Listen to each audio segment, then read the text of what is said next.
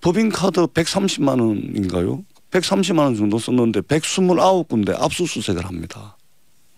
성자와 패자에게 말하자면 적용되는 수사의 잣대, 수사의 강도.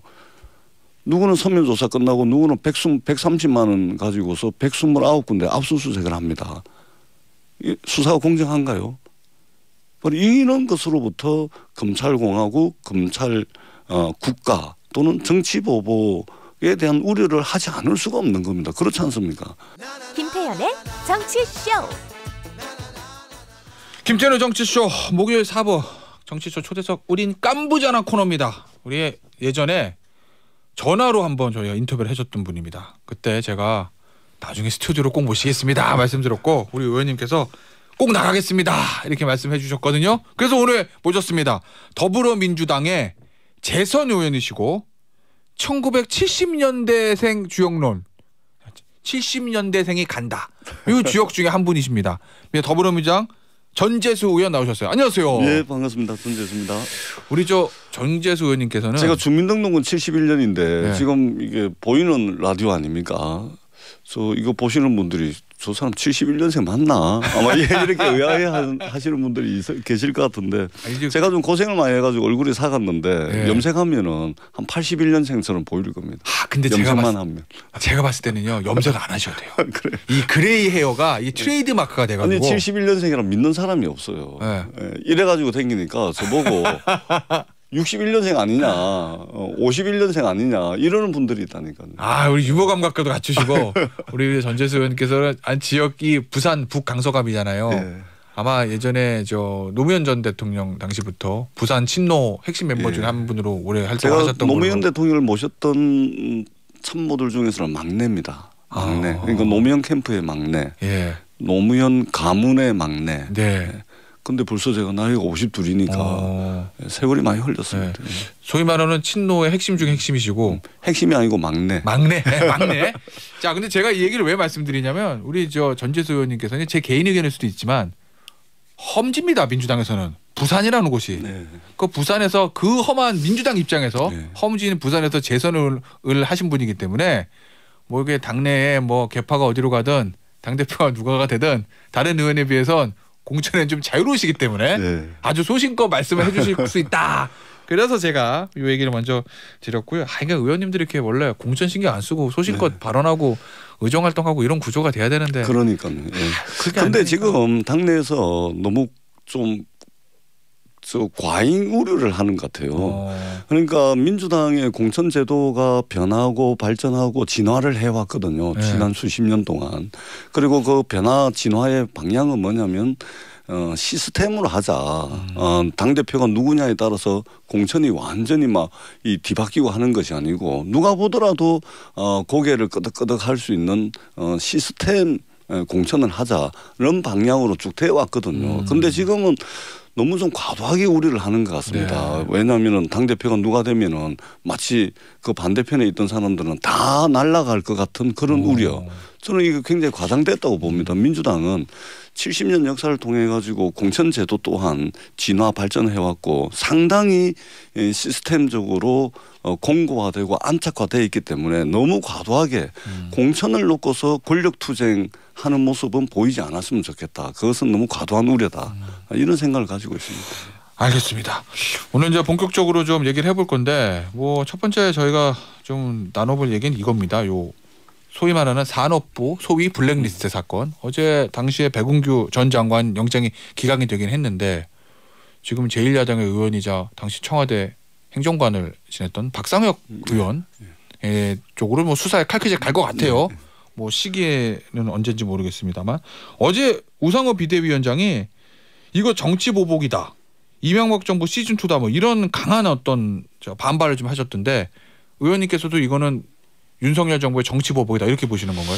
그러니까 좀 지켜봐야 되겠죠. 지켜봐야 되겠는데 그런 징후가 굉장히 농후합니다. 일단은 왜 그러냐면 구체적인 범죄 혐의에 대한 논쟁보다는 예. 크게 이제 비춰지는 모습이 어떠냐면 이것은 3년 전에 자유한국당 지금의 국민의힘이 이제 고소고발을 해서 진행이 된 것이고 그 사이에 법과 원칙에 따라서 했다면 환경부 수사 진행이 됐었고 그러면 똑같은 사건이거든요. 네. 3년 전에 진행을 했어야 되는 것이죠. 뿐만 아니라 이 박상혁 의원이 그 지난 6월 7일 날 지난주 6월 7일 날 검찰로부터 산자부 장관 등이 고발된 사건과 관련해서 참고인 조사를 좀 요청 전화를 받았답니다. 6월 7일 날 검찰로부터. 그러고 난 뒤에 일정 협의가 쭉 되고 있었대요. 며칠 날 나가겠다. 그런데 어느 날 갑자기 일정 협의가 참고인이고 일정 협의가 되고 있는데 어느 날 갑자기 특정 언론을 통해 가지고 단독 보도라는 형식을 통해 가지고 수사 대상으로 지목이 된 거예요. 네. 자, 이 과정을 보세요.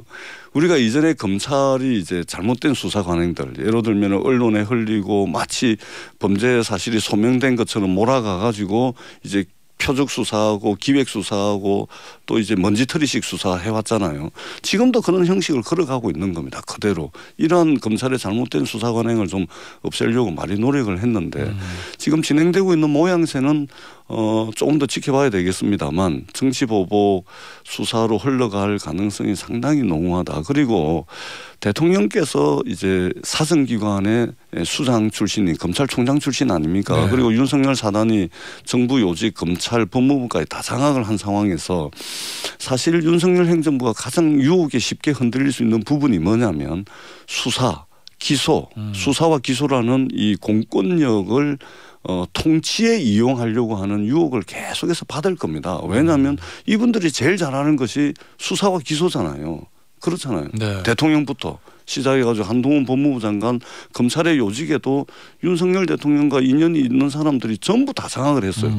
그러면 자기들이 가장 잘할 수 있는 것 수사 기소잖아요. 수사 기소 전문가들이니까. 그러니까 수사 기소를 통해 가지고 어떤 국정 운영을 위해서 쓴다든지 또는 수사 기소를 통치에 이용하려고 하는 유혹은 5년 내내 있을 것입니다. 그렇기 때문에 야당이 우려하고 국민들께서 우려하는 정치 보복은 아마 5년 내내 가장 많이 이제 그런 이제 비판을 받을 겁니다. 그렇기 때문에 윤석열 행정부는 각별히 그런 부분에 있어서 수사 기소를 통해서 뭐 통치에 이용하려고 하는 그걸 좀 경계를 하는 모습을 이전 정권보다는 더 많이 가져야 될 거다 이런 생각을 합니다.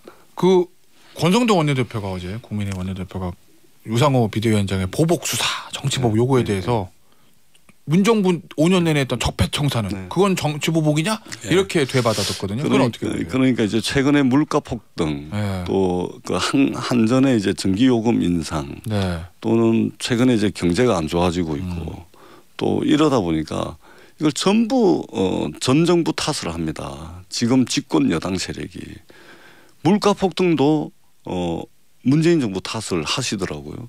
그다음에 최근에 이제 쌍둥이 적자가 나왔습니다. 이 경상수지 적자, 재정 적자. 이것도 문재인 정부 탓이래요. 그렇기 때문에 완전히 피폐한 상황에서 물려받은 유산 없이 윤석열 정부가 출범했다. 뭐 말하자면 뭐 그런 식으로 가려고 하는 것이죠. 전부 남 탓입니다. 아니 이제는 집권 여당입니다. 물론 이제 남 탓할 수가 있습니다. 그리고 설사 백발 천발 양보를 해서 문재인 정부 책임이 있다 하더라도 저는 집권 여당의 자세와 태도라는 것이 전 정부 탓을 하고 자기네들이 뭔가 좀 정당성과 명분을 확보해야 되는 그런 것에 있어서 전 정부의 일들을 끌어들여 가지고 우리가 무슨 문제가 있냐. 우리 탓이 아니다. 이래버리면 정권 교체를 해준 국민들은 뭐라고 생각하겠습니까? 아니, 그러면 왜 정권 잡았냐 이렇게 하실 거 아닙니까? 그렇기 때문에 정치적 수사로서 남 탓, 문재인 정부 탓이다 이렇게 할 수는 있습니다. 그러나 그렇게 말씀을 하시면은 그토록 국민의힘이 민주당을 향해서 공격했던 내로남불 그것의 재판이 될 수 있다. 그리고 그것을 통해서 국민들이 어떤 변화 희망의 메시지를 국민의힘을 통해서는 얻을 수 없다. 이런 우려를 저희들은 가지고 있습니다. 그 적폐청산에 대한 건 어떻게 보시나요? 권선호 원내대표는 문정부 초기에 있었던 적폐청산 수사 그것도 만약에 지금 윤석열 정부에서 하고 있는 수사가 정치보복이라면 당시에 적폐청산 수사도 정치보복 아니냐 뭐 이런 저 생각을 가지고 얘기하는 것 같아서요. 그러니까 그렇게 정치적 수사 또는 정치적 공격으로서 그렇게 하실 수는 있다 봅니다. 말 자체는. 다만 적폐청산에 대한 수사는 당시 우리 국민들께서 촛불을 들고 평화적으로 말하자면 정권 교체를 했고 또 국정농단에 대한 국민들의 탄핵이 있었지 않습니까? 그 탄핵에 대한 후속 조치, 사법적 조치였지 그것이 무슨 특정 정치 세력이 경쟁했던 다른 정치 세력을 수사 기소 이 공권력을 가지고서 탄압하는 정치 보복과는 완전히 틀리죠. 국민들이 심판했고 국민들 심판에 의해서 후속 조치, 사법적 조치가 있었던 것이다. 그래서 특정 정치 세력이 특정 정치 세력을 탄압하는 그런 정치 보복의 형태는 틀리죠. 예를 들면 이번에 대통령 선거를 치렀지 않습니까? 네. 치렀는데 경쟁했던 두 정치인이 있었지 않습니까? 네. 이재명, 윤석열. 근데 두 분 다 공이 고소고발 사건들이 많습니다. 네, 사법까지 있었죠. 그렇죠. 그런데 성자에게는 수사가 좀 따뜻하게 가고 선거에서 지금 패자에게는 가혹하게 가고 지금 이런 게 나오지 않습니까? 예를 들면 김건희 여사 주가 조작, 허위 이력, 허위 경력 이게 업무 방해 그다음에 뭐 사무소 위조 사무소 행사 이 자본시장법 위반 엄청 많거든요. 여기는 지금 서면 조사 무혐의로 가고 있고 법인카드 130만 원인가요? 130만 원 정도 썼는데 129군데 압수수색을 합니다. 성자와 패자에게 말하자면 적용되는 수사의 잣대, 수사의 강도 누구는 서면조사 끝나고 누구는 130만 원 가지고서 129군데 압수수색을 합니다. 수사가 공정한가요? 이런 것으로부터 검찰공화국, 검찰 국가 또는 정치보복에 대한 우려를 하지 않을 수가 없는 겁니다. 그렇지 않습니까? 예를 들면 수억, 수십억의 자본시장법 위반해가지고 주가 조작해가지고 그런 의혹들이 많잖아요. 공범들 다 구속됐는데. 그런데 거기는 그냥 가버리고 여기는 130만 원 가지고 130군데 가까이 압수수색을 한다. 그럼 거기 전부 다 소상공인들 가게들입니다. 형평성 있는 수사. 수사의 공정성. 그걸 말씀하시는 거죠? 그렇죠. 네. 알겠습니다. 오늘 요 수사에 관한 얘기는 여기서 이제 정리하고요. 민주당 내부 얘기를 좀 들여다 볼 건데 덕천이 지역구신 거죠? 덕천. 네. 자, 댓글이 걸렸네요. 지역구민이 문자를 보내주시면 커피를 제가 드립니다. 우리 저 의원님이 들으시면 선거법에 비한 문제가 생길 수 있기 때문에. 6661님 덕천 주민이에요. 전재수 의원님 팬입니다. 악수하며 인사했었는데 친근한 옆집 아저씨 같아서 좋았어요. 하셨습니다. 야 지금 커피 한 세 잔 보내주시면 안 됩니까? 커피요? 세 잔. 네, 저 666 하나님께 커피 쿠폰 3장 이거 제가 보내드리는 거예요. 고맙습니다. 지금 놀라운 사실이 있습니다. 요거를 제가 문자를 읽고 커피를 읽을 동안 우리 의원님이 옆에서 전화번호 적으시더라고요. 네. 그럼 나중에 이제 가셔서 뭐 감사합니다 이거 하실. 제 지역에는 제 전화번호가 엄청 많이 돌아다닙니다. 제가 핸드폰 번호가 하나인데 명함에 제 핸드폰 제 개인 핸드폰 번호가 적혀 있는 명함을 다 드립니다. 그래서 막 새벽 2시에도 전화 오는데 거의 다 받죠. 전화 다 드리고 갑니다. 자 우리 666 하나님, 우리 전재수 의원님께서 저 번호를 앞번호까지 싹 적어하셨기 때문에 아마 감사의 문자가 가지 않을까. 오늘 커피 쿠폰 3장까지 당첨. 제가 드리는 거예요. 제가. 선거법에 문제는 안 생깁니다. 상관없습니다. 제가 드리기 때문에. 민주당 내부의 얘기를 좀 해봐야 되는데 재선 의원이시잖아요. 소위 말하면 굳이 개파를 말하자면 친문이라고 뽑아도 되는 거죠. 그렇죠. 노무현 대통령을 모셨고 문재인 대통령과 함께 오랫동안 정치를 했으니까 친노 친문으로 보는 게 맞겠죠. 그런데 그게 의미가 있겠습니까? 제가 그 말씀을 왜 드리냐. 어제 이제 재선 의원 그 그룹 토론회가 있었는데 언론의 해석이 대선 지선 패인은 니 탓 꼼방, 친문은 이재명 책임, 친명은 문정부 탓 이렇게 얘기를 했는데 친명계 김병우 의원이 선거 구도 이제 얘기를 하신 거고 대선과 지방선거는 현 정부에 대한 평가가 70-80%다. 부동산 문제 때문에 졌다 이렇게 말씀하신 거고 친문의 신동근 의원이 이재명 의원하고 송영길 전 대표 출마가 지방선거 핵심 패배 원인이다. 뭐 이렇게 얘기를 해서 그래서 언론에서 야, 저희가 잘못했다는 사람도 없고 상대가 잘못했다고 이렇게 얘기한다고 기사를 썼던데 어제 그 자리에 계셨잖아요. 그러니까 새로운 논쟁이 아니잖아요. 새로운 논쟁이 아니고 그러니까 우리가 큰 선거를 연달아 졌는데 그 원인이 어디 한두 개겠습니까? 다만 여러 원인 중에 주요한 원인, 가장 큰 원인이 무엇인가를 놓고서 이제 논쟁을 벌이는 것이고, 그런데 이 논쟁은 불가피합니다. 불가피하죠. 예, 이 논쟁 알면서 말 안 하고 조용히 듣고 넘어가는 것이 더 큰 문제입니다. 저는 어떻게 생각하시나요? 더 크게 싸우고 더 큰 논쟁을 통해 가지고 어떤 새로운 질서와 민주당의 새로운 기풍을 만들어 나가는 그 몸부림의 과정이다. 저는 그렇게 생각을 하고 있고, 더 세게 하면 멱살잡이도 할 수 있다고 저는 생각을 합니다. 다만 이제 우리가 이제 국면에서는 정확하게 원인을 좀 밝혀야 되겠죠. 예를 들면 지방선거 국면에서 분명히 이제 이재명 후보가 크게 덕이 못된 것은 누구나 다 인정하는 거 아니겠습니까? 그런데 그것이 오롯이 100% 이재명 후보 때문이냐라고 했을 때는 그렇지 않습니다. 그래서 저는 니 탓 내 탓 공방하는 것보다 우리가 민주당이 70년의 역사를 가지고 있고 민주당의 집단지성을 믿는다면 어떤 이 과정을 통해서 새로운 질서와 기풍을 만들어내고 대안적 리더십을 만들어낸다면 저는 지금 벌어지고 있는 이 논쟁이 오히려 민주당에게는 쓰지만 약이 될 것이다라는 그런 믿음을 저희들은 가지고 있습니다. 의원님 개인적으로는 대선 패배의 가장 큰 원인은 어디 있다고 보세요? 저는 논쟁을 거기에 맞추는 것보다 제가 말씀을 드렸지 않습니까? 굳이 원인이 한두 가지가 아니고 그다음에 우리가 최근 1, 2년을 평가할 수는 없는 겁니다. 국민들이 평화적으로 국정농단 탄핵을 통해서 문재인 정부를 출범을 시켰는데 왜 5년 만에 정권이 넘어갔냐. 사실은 여기서부터 평가가 진행이 돼야 되는 것이죠. 그러면 문재인 정부의 정부 정책의 문제 또는 아주 디테일하게 대선 국면에서 대선 캠페인 과정에서 이재명 후보가 좀 치고 올라가려고 하면은 뭐 리스크가 좀 터지고 법인카드가 터져가지고 또 꺾여버리고 올라가려 그러면은 아들 문제가 터져서 꺾여버리고 올라가려 그러면은 대장동이 터져서 또 꺾여.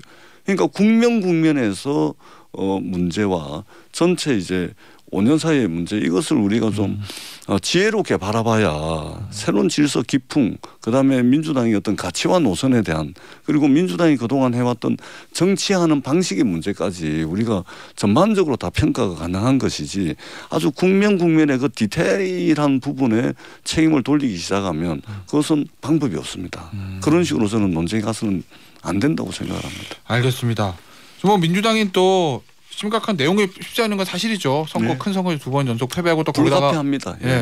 거기다가 또 이제 전당대회가 바로 앞에 있어서 말씀하신 대로 불가피한 싸움이 벌어지고 있는 건데 전당대회 얘기 좀 해보죠. 지금 뭐 처음에는 이재명 의원 출마하냐, 홍영표 전해철 의원 출마하냐, 친명이냐 친문이냐 이 얘기가 언론에 장식하다가 지금 언론의 관심은 보니까 세대 교체, 70년대 의원의 부상. 언론에서는 강강박박 김김전 뭐 이렇게 표현을 하던데 7분 얘기를 하던데 우리 전재수 의원도 재선 의원이시고 71년생이시니까 70년대 세대기초론의 주역이라고 해도 되는 거잖아요. 전당대회 출마하실 생각 있으십니까?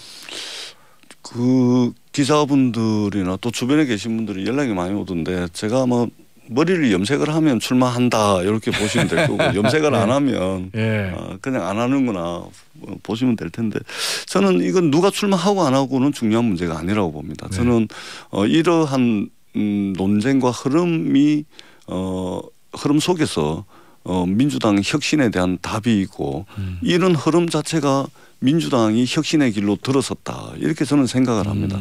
우리 국민들께서 또 당내에서 야 그럼 7, 80년대생들이 준비가 돼 있냐 당신들이 생각하는 시대 정신은 뭐냐 그리고 그 시대 정신 속에서 당신들이 해야 될 일이 무엇이고 할 수 있는 일이 무엇이냐 라는 것에 대한 의구심을 가지고 있는 분들 실력과 능력에 대해서 의심을 가지고 있는 분들이 있다는 것을 잘 압니다. 그러나 그 의심보다 더 큰 것은 바로 사람을 교체하고 사람을 변화시키는 것을 통해서 얻을 수 있는 어떤 이익이 훨씬 더 크다. 그런 측면에서 누가 출마를 하고 안 하고가 중요한 것이 아니고 이러한 흐름을 더 돌이킬 수 없는 흐름을 만들어내고 주류적 흐름으로 만들어내고 그리고 사람의 변화 사람의 교체를 통해서 국민들에게 민주당이 변화하고 있구나. 적어도 변화하려고 몸부림치고 있구나. 라는 것을 통해서 국민들에게 민주당이 희망을 줄 수 있다. 그런 측면에서 저는 굉장히 제대로 된 혁신의 길을 가고 있다. 사실 이재명 후보가 출마하냐 안 하냐, 네. 이재명 의원이 돼야 되냐 안 돼야 되냐, 이거는 아무짝에도 도움이 안 되는 논쟁 아니겠습니까? 그런 측면에서 저는 정말로 민주당이 제대로 된 혁신의 길을 지금 가고 있다. 예. 그렇게 생각을 합니다. 그래서 저는 7, 80년대생 누군가가 나타나서 네. 이 시대를 정확하게 규정을 딱 하고 네. 그리고 이 시대에서 내가 이것을 할 수 있고 이것을 해야 된다라고 하고 세게 치고 나오면 저는 이재명 의원이든 전해철 홍영표 의원이든 우원식 의원이든 출마 안 하실 거라고 봅니다. 이런 흐름이 돌이킬 수 없는 흐름으로 만들어야 되는 그 역할에 저의 역할이 있다. 저도 일정한 역할이 있다. 그렇게 생각을 합니다. 그 옛날에 70년대 초반에 있었던 민주당에서 있었던 김영삼 당시 원내대표가 내걸었다 40대 기수론. 그렇습니다. 그런 70년대 기수론이 민주당에서 나와야 된다. 예. 그래야 뭐 친명이나 친문이나 586 의원들이라는 좀 이거 뭐라고 더 세게 하면 더 세게 좀 농담도 좀 섞어서 세게 말씀드리면 7, 80년대생들이 돌이킬 수 없는 흐름을 만들어가고 있고 이 시대를 규정짓고 쭉 밀고 나가는데 586이나 말하자면 형님 세대들이 만약에 아니야 우리가 더 할게 우리가 더 할게 이러면 그 흐름에 동조를 하면 겹불이라도 쬐일 수 있도록 우리가 만들어 드릴 텐데 그 흐름에도 거부를 하면 겹불도 없어지는 것이죠. 그렇기 때문에 민주당의 그동안의 역사적 짐을 지고 일정한 성과를 내왔던 586 선배 그룹들이 아마 이 흐름에 굉장히 큰 힘을 보태 주시고 또 실제적으로 부족한 것이 있기 때문에 많이 조언도 해 주시고 저는 응원을 해 주실 거라고 생각을 하고 있고 지금도 그러고 있습니다. 그렇기 때문에 저는 이 속에서 민주당 혁신의 답을 찾아야 되고 이것 자체가 저는 민주당이 제대로 된 혁신의 길을 가고 있다. 그런 믿음을 가지고 있습니다. 알겠습니다. 야 이제 우리 전재수 의원 하지만 전재수 의원이 직접 나서실지 안 서실지는 조금은 지켜보자. 그것은 중요한 것이 아닙니다. 그것은 중요한 것이 아니다. 이 흐름을 더 큰 흐름으로 만드는 것이 중요하고 그 속에서 7, 80년대생들이 이 조그마한 역할을 다 한다면 저는 정말로 이게 민주당 70년 역사에 있어서 새로운 한 획을 긋는 그런 이제 출발을 만들 수가 있다. 그렇게 생각을 합니다. 국민의힘에서도 작년에 30대 당대표가 나왔으니까 민주당에서도 좀 세대 교체가 돼서 젊은 지도부가 출범하는 게 민주당의 발전에 한국 정치 발전을 위해서 좋을 수도 있겠다. 그렇습니다. 그러니까 이준석 대표도 사실은 당 대표가 되고 난 뒤에 이준석 대표에게 사실은 저는 굉장히 큰 기대를 했거든요. 어떤 롤 모델을 만들 수 있도록 또는 우리 정치권의 기존과 다른 어떤 새로운 말하자면 마인드로 무장이 된 새로운 대안적 리더십을 만들 수 있었으면 좋겠다는 기대를 가지고 있었는데 그런 기대는 보여주지를 못했습니다. 민주당이 그런 기대와 시대적 요구를 좀 만들어낼 수 있는 그런 이제 전당대회가 될 수 있도록 저희들도 최선을 다하겠습니다. 알겠습니다. 지금까지 더불어민주당의 전재수 의원이셨습니다. 감사합니다. 네, 고맙습니다.